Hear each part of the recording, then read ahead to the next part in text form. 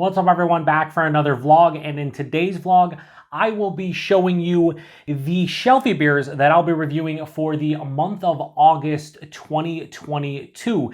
So Shelfie beers are beers from bigger regional, national, and international breweries that I can walk into my favorite beer or grocery store and pick right off the shelf. These are not brewery only. You don't have to wait in line for them. A lot of these don't have hype. These are just Shelfie beers. That's what they are, Shelfie beers. Now, how this works is every single Tuesday and Friday each month, I review one of these beers. And because there are 9 Tuesdays and Fridays in the month of August 2022, I have 9 beers here in front of you. Typically, when I make the selection each month, I kind of have an idea of what at least half the beers are going to be, sometimes 2/3 of the beers, whether it's a new release from a bigger brewery or maybe a classic that I wanted to pick up and haven't reviewed on the channel. It's usually not that tough. This month, really tough. Why? There was only really 2 beers that I wanted to grab and review this month. This beer and this beer. And outside of that, I just went into my couple different local beer stores and a grocery store, and just whatever caught my eye, I picked up, especially if I hadn't reviewed it. And I think I got a pretty good selection. There's a variety here this month that has some low ABV crushers, some hop forward beers, and some big imperial stouts. So anyway, how I post these and how this looks to you right now in order from left to right is exactly how I'm going to be posting them. So this will be the first Shelfie beer I will review in the month of August, and this will be the last. So let's go over them real quick. The first one here comes from Sierra Nevada, and it's their liquid Hoppiness IPA. So they're calling this one a juicy IPA, and I'm really excited about this one because when it comes to Sierra Nevada, and I've mentioned this in so many Sierra Nevada reviews, it's tough to get fresh beers from them here in the Buffalo, New York area. If you're talking about their classics like, say, their Pale Ale or Torpedo, it's really hard to find those fresh. And a lot of their newer releases show up typically 4 to 6 weeks old, sometimes even older.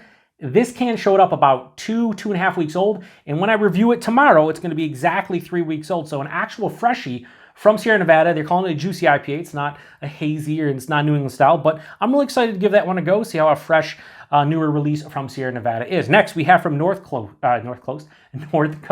and this is a classic, and this is their Old Rasputin, and this is a Russian Imperial Stout. I've had this one numerous times before, and full disclosure, this was actually the first Imperial Stout I ever had, and I remember just being kind of blown away by it.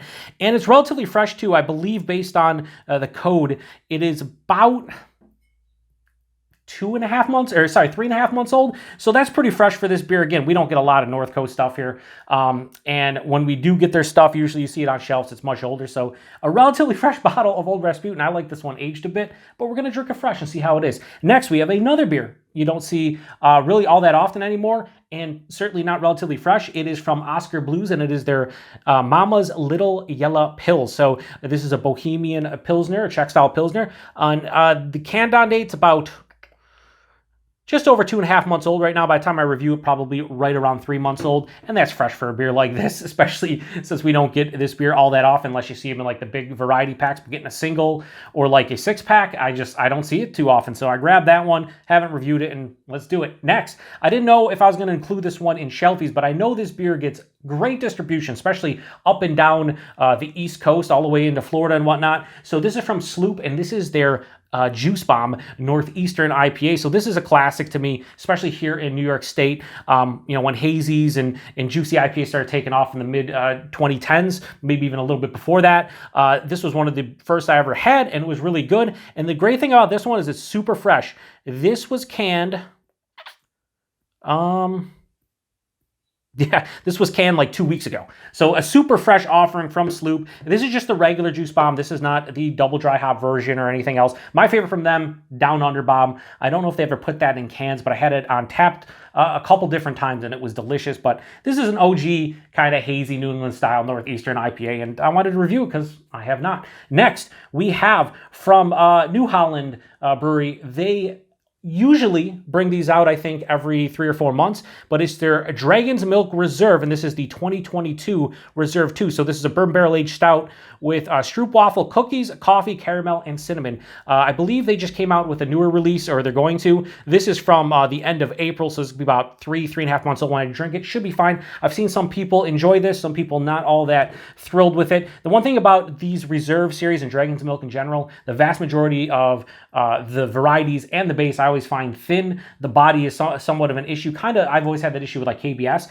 but some of these Reserves are absolutely just phenomenal. Like I love the flavoring, but a lot of times the body just makes it, I don't know, not a great drinking experience. So we'll see about that one. But I've been having my eye on that one for like the last month or so, and I grabbed it. Next, we have from Weihenstephaner out of Germany, we have their Helles. Now, this is not the original Helles that you typically see in the bottles. This is a newer release. I believe they first released this in 2020, and this is supposed to be like a more quaffable, they say, Helles lager. It's 4.8%. I think the regular one's like 5.1. And this has a best by date of August 25th of 2022, so we're about a month away from that. So I wanted to grab this one and give it a go. I didn't even know this was a different, I just thought it was their original Helles in a can. Nope, totally a new, lighter, more quaffable, as they say, Helles. So we'll see how that one is. I wanted to grab another German beer, and yeah, something I never had before. Next, we have from New Belgium. I did their Voodoo Ranger Juice Force last year. That's a beer that it has a lot of mixed opinions. Some people thinking it's too artificial, tastes too much like juice. Other people enjoying it. I was kind of in between. I gave it a 4 out of 5. I definitely one and done with that beer. The ABV and just the flavor profile. To me, it drank like grapefruit juice, like ruby red grapefruit juice, like a sweeter kind of ruby red grapefruit juice. It was fine. So I saw this one. This is their 1985 IPA. This has a best by date of October 30th of 2022. So pretty fresh. In the India Pale Ale with a mango flavor and spice. So I didn't even know that when I bought this. I was just like, hey, I never had that one before, so I grabbed it, and here we are. So another New Belgium beer. I don't review a lot of New Belgium, so I was like, hey, I'm going to grab it. Next, we have from one of my, I can't say favorite breweries, but the brewery that kind of helped me get into craft beer, and that's Saranac, and this is their S'more Lager with natural flavor.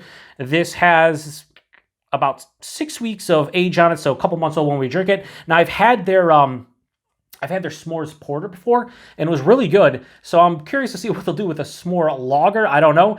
Saranac, their variety packs or seasonal packs really helped me back in like late 2009, 2010 get into a lot of beers, because they had the variety packs where you get 4 to 6 different styles, and it helped me without breaking the bank. They're typically like $15. I would be able to try a bunch of different styles for a low price, because back then there weren't a ton of places offering singles.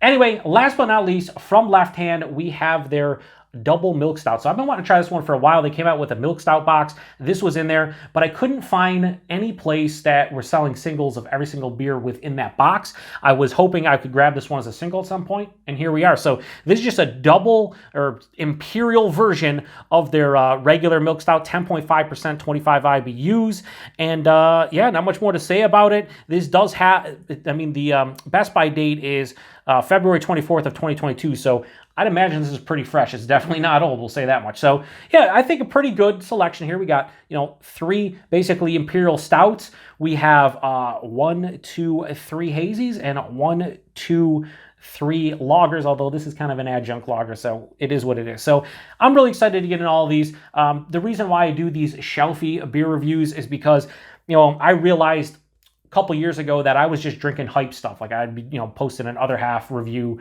or maybe 2 a week, and I would be doing, a bunch of hype stuff hard to get, brewery only, whatnot. I was like, I want to go back to the roots of stuff that I haven't drank in a long time, or from breweries that I'm not picking up, any of their beers anymore. And that's why I do these Shelfie beer reviews. And that's why I show you guys at the beginning of each month, because if you want to grab any of these and drink along with my review, like some people do, I'll let you know when I'm grabbing, and, we pretty much can figure out what day these are going to be posted on. So, at the end of the day, I do this for myself, but I also do this to kind of, allow some of you to actually drink some of the stuff I'm getting, because I know a lot of you guys are not here in Buffalo, New York.